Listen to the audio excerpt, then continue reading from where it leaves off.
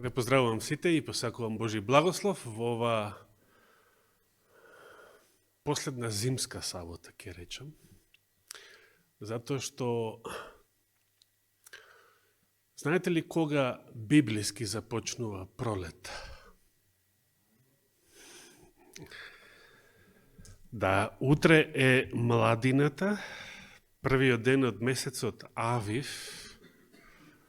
Авив по еврејски е пролет, светиот месец, пасхалниот месец, за кој што Господ рече, овој месец да ви биде првиот месец во годината и денес на ниту еден народ и на ниту една религија, тоа не е.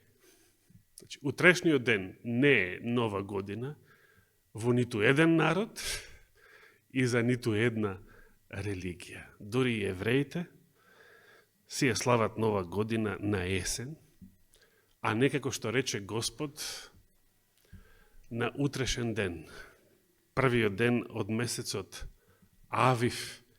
Авив на еврејски значи пролет.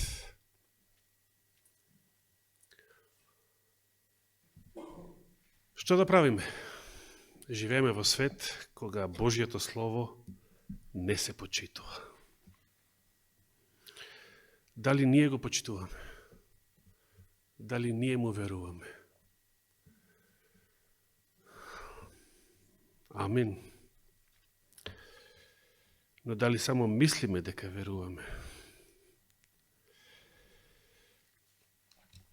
Изминатиот месец целиот го посветував за искуството на патриархот Аврам и неговото семејство во контекст на хероите на верата од Евреите 11 глава. И денес ќе споменеме нешто повеќе на таа тема, иако ќе мора да бидеме пократки. Па ве повикувам прво да отвориме во Евангелието, посланието до Евреите, уште еднаш, 11 глава, посланието до Евреите.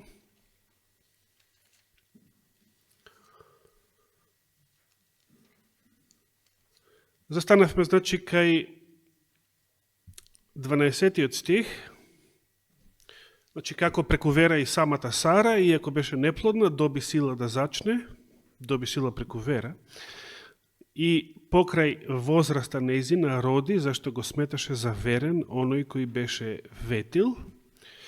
И 12-тиот го читавме, и така од еден, ова веќе се мисли на Аврам, и тоа остарен, се родија толку многу,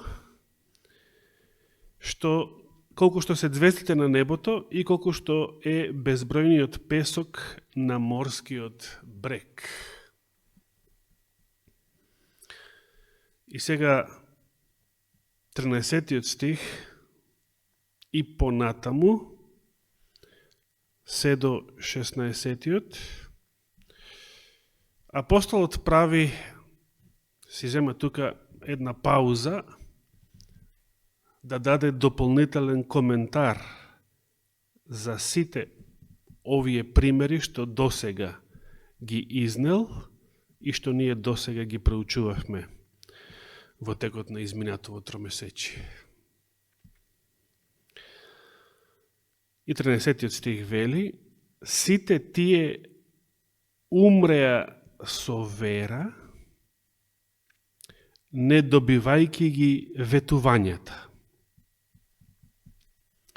Ова конкретно се однесува на Аврамовото семејство.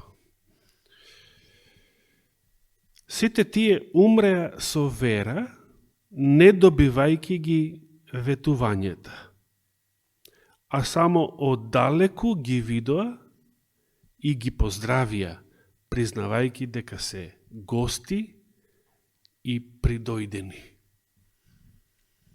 Тоа што веќе порано го кажавме. И Аврам и неговите синови и внук живееле под шатори цело време на ветената земја, иако имале имот и средства да изградат големи палати, ако треба. Меѓутоа, тие и умреа со вера. За да умреш не треба вера, но умреа со што? Со вера дека тоа не е крајот и дека вистинската награда, вистинските благослови, вистинските исполнување на Божите ветувања и пророштва допрва следи сето тоа. Затоа што знаеле дека тука се само гости и придојдени, а не се свој на своето. И сега 14 стих, бидејќи оние што така зборуваат, покажуваат дека бараат татковина. Браќа и сестри, имате ли вие татковина?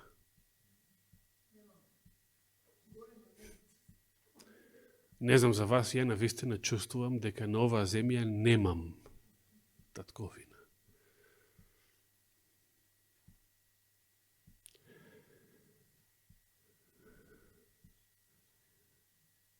Интересно е, Авраам, Исак и Јаков исто така се чувствувале дека на земјава немаат татковина.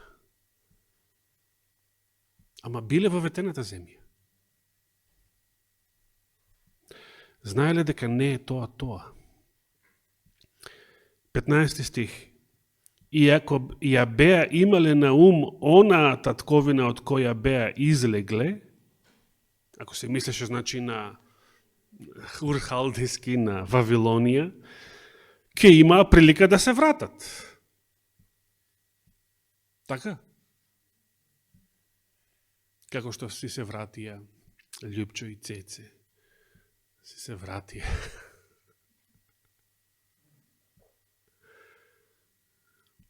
Познаваме и други мигранти кои што се вратија.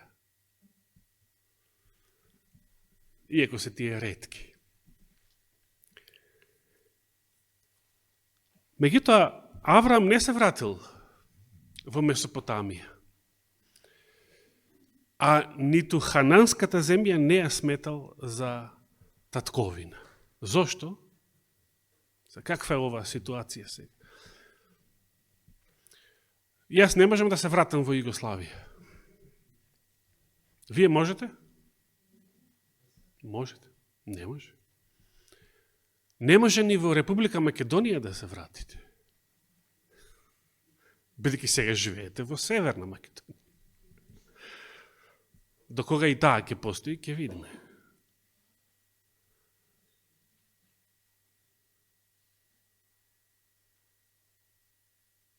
А дали може да отидеме било каде во светот да си најдеме татковина? Не може. Бидејќи зборот татковина што значи? Нешто добиено во наследство од татко ти. Што е тоа?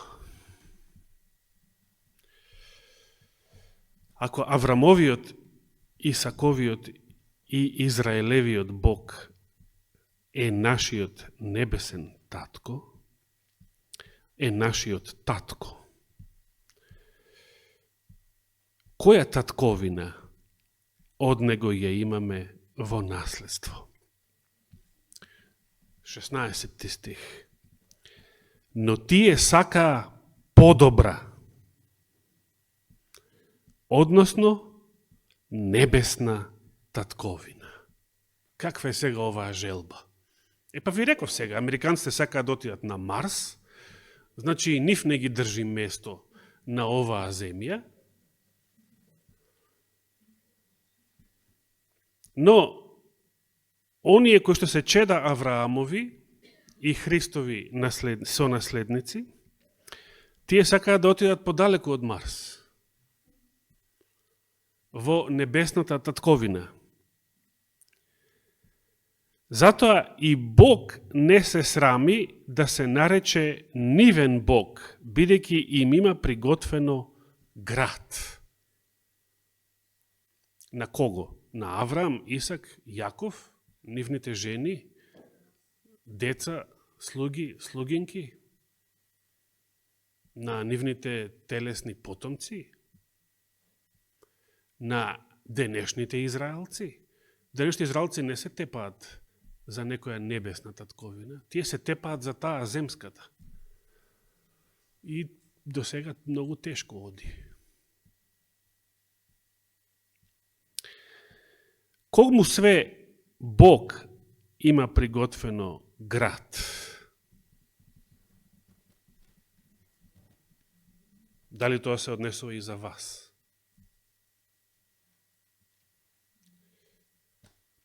Врз која основа може ли да се однесува на вас? Врз која основа? Ако сте Христови, тогаш сте чеда Авраамови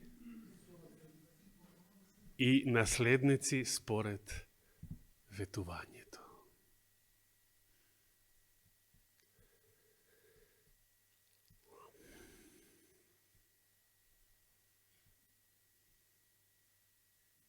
И сега е време да се биде емотивен. И подоцна за време на светата вечера е време да се биде емотивен.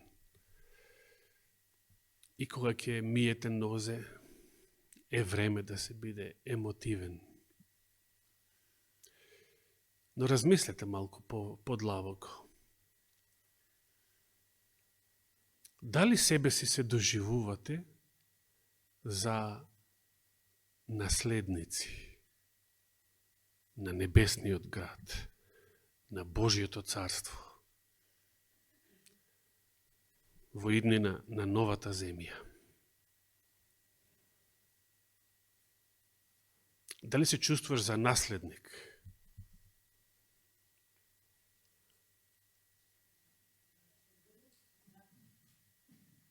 Знаете во кој смисол го прашувам тоа? Пример, сте добиле во наследство нешто, куќа, стан, нива, пари, да, од тестамент. А може и да не сте го добиле се уште.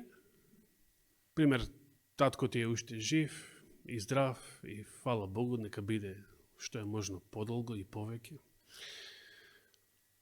Меѓутоа, чувствуваш дека си сигурен, сигурна дека татковината, значи имотот на татко ти, ќе го наследиш ти, чувствуваш дека тебе ти припаѓа, или си несигурен, у смисол, па не е сега сигурно, може да го лапне некој друг, може, државата може да го одземе, може, се може да се случи, може војна да настане, да влезат арами, разбойници, да ме избркаат. Све се случува на оваа земја.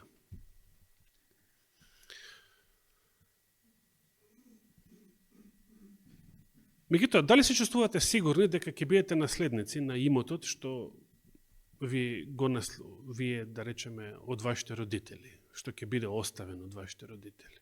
Дали се чувствувате сигурни во тоа?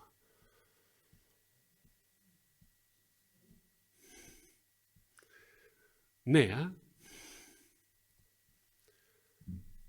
Ама дури и да има документ, ако има документ дека вие сте наследникот, дека по смртта на родителот вие го наследувате станот, куќата, нивата, и веќе постои тој документ, заверен е на суд, нотар, секаде, постои.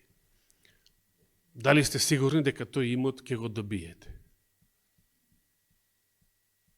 Прашање за размислување.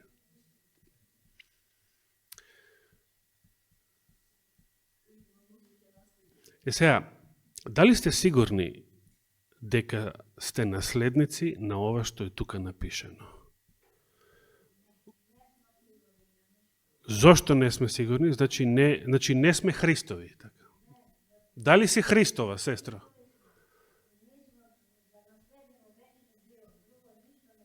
Пишува, ако сте Христови, тогаш сте наследници. Веруваме ли во тоа? Ако не сме сигурни, не веруваме. Дали ја разбирате пораката? Ако искрено во себе, немојте мене да ми кажувате, мене ме интересира вашиот одговор. Мене ме интересира мојот одговор. Во себе искрено, ако не си сигурен во ова, значи дека не веруваш. Ама не ме убедувај мене. Горице, дали веруваш, не значи ако кажеш дека веруваш. Со тоа исповедаш вера. Со тоа само ја исповедаш верата. Меѓутоа, од вероисповедта до верата има голема разлика. Дури, што рече родителот на оној обседнат син? Верувам, Господи, помогни му на моето... Не, што значи тоа? Дали сме и ние такви? Ама не ми ветувај сега. И Петар пред Гециманија беше... Меѓутоа, се сеќавате, кога Христос отпосле го прашува: Петре, ме љубиш ли? Како тогаш се чувствувал Петар? Се сеќавате ли? Се чувствувал многу понизно, многу посрамен, многу, како да речем, непријатно. Меѓутоа, има една работа за што бил свесен и што му служи на чест во одговорите што ги давал во таа прилика. А тоа знаел дека кога Господ поставува прашања, тоа не го прави за да се информира. Господ не му треба, како што рековме, ниту да не испитува за да дознае какви сме, ниту кога поставува прашања за да разбереме, за да он разбере нешто што не го знае. Но, кажав мејатата сабота, кога Господ поставува прашања или кога се однесува како да не знае, зошто го прави тоа? Која снаа треба да се сети нешто по тоа прашање? Тоа треба ние да се сетиме. Ке завршам само со еден библиски стих и еден цитат од Копнежот на вековите. Споменав мејатата сабота да отвориме во Излез, 2 книга Мојсеева, 13 глава. Излез, 2 книга Мојсеева, 13 глава.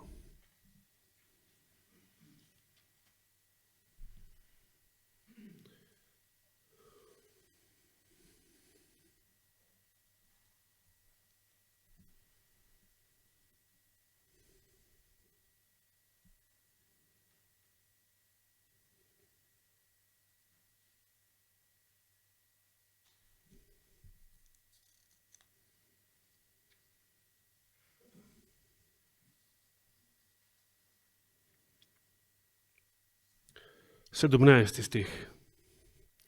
13 глава, 17 стих. Го најдовте?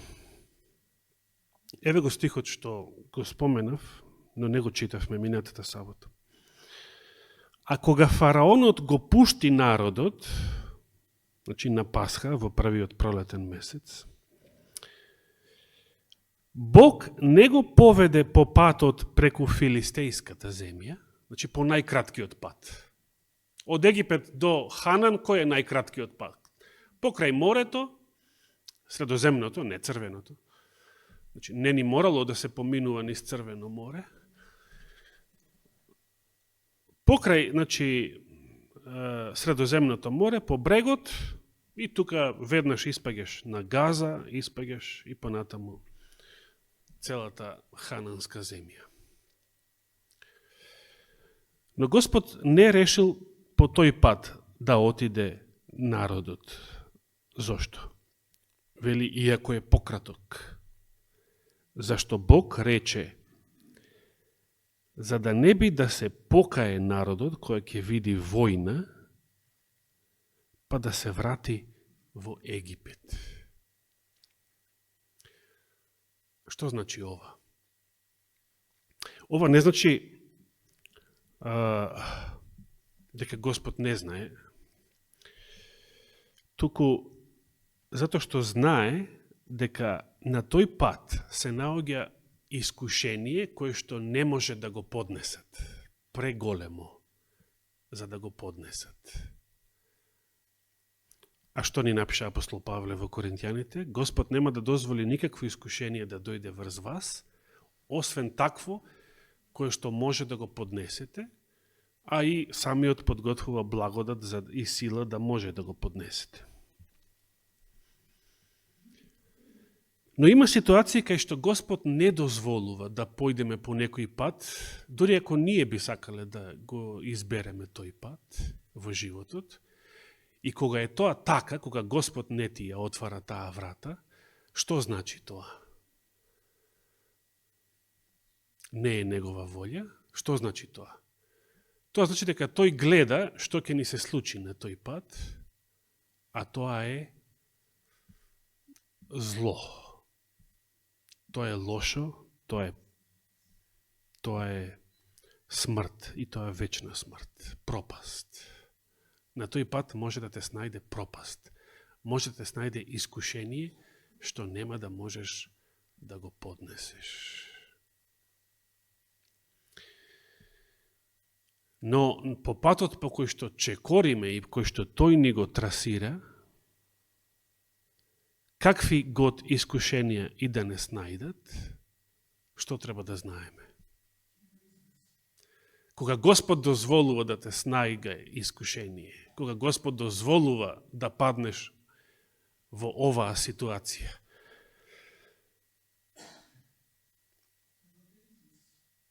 тој има подготвено излез, што е добро за нас. И тој знае дека е тоа корисно за нас, дека треба да го издржиме и да го победиме искушението, а тоа е можно само со вера. И пред да пристапиме на обредот миење нозе денес, да го прочитаме и овој прекрасен цитат од Копнежот на вековите. Борче, може да го покажеш? Нема проблем, ќе почекаме. До тогаш да го поставам прашањето уште еднаш. Како дополнително прашање на прашањето дали сте сигурни во наследството што Бог го подготвил за вас лично. За тебе лично Господ ги подготвил тие станови горе. Може да се постави прашањето како Господ вас, тебе, те цени. Каква вредност имаш во неговите очи? Елена Вајд пишува, Господ е разочаран кога неговите деца малку се ценат. Кога вие самите себе си малку се цените, го разочарувате Господа. Ако имате, како да речам, комплекс на ниска вредност за себе си, го разочарувате Господа. Господ е разочаран. Зошто е Господ разочаран? Пазите, ова не е исто како да бидеш надмен, возгордеан. Господе, сите овие да се откажат, јас не е од тоа.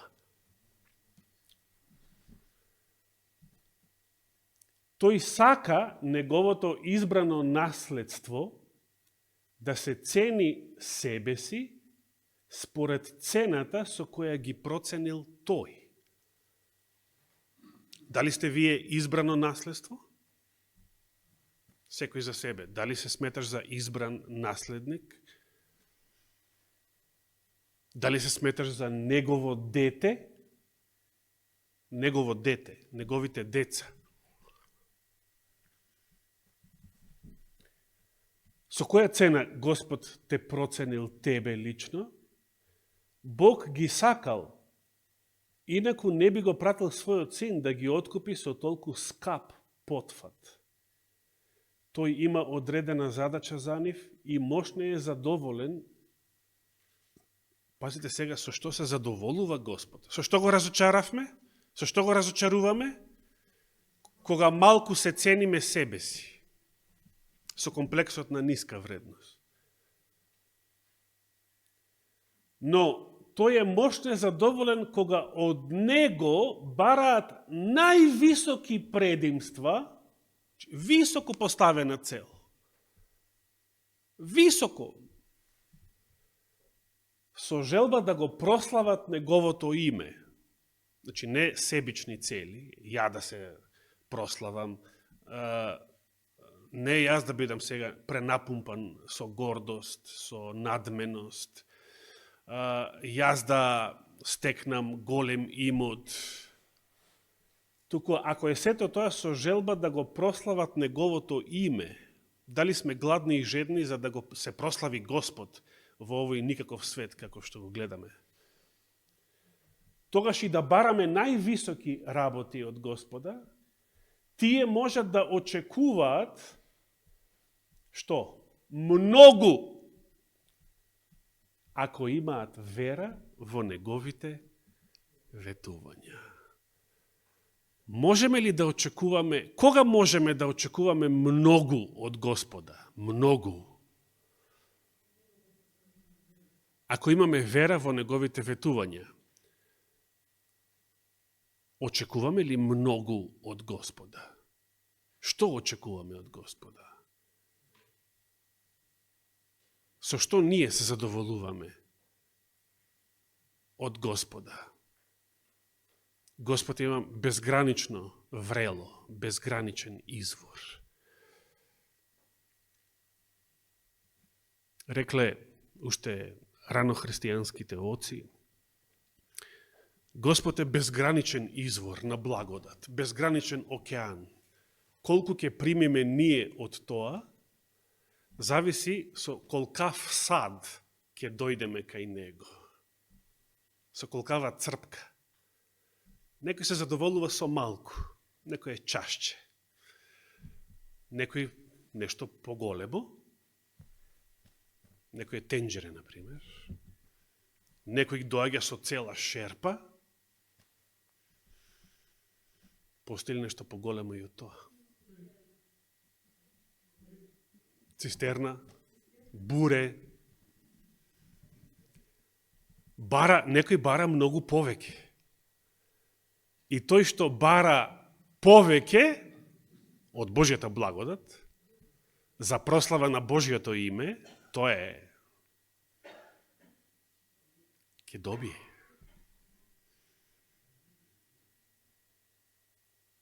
Давид не жеднел тој лично да се прослави во битката против филистејците. Туку бил навреден зашто се хули Божјото име, името на израелскиот Бог, и бил жеден Божјото име да се прослави на таа битка. И тоа што го сакал и го барал, го добил. Победа над джинот, што ги исмеваше целиот Израел, цела војска со се царот Саул и со се нивниот Бог.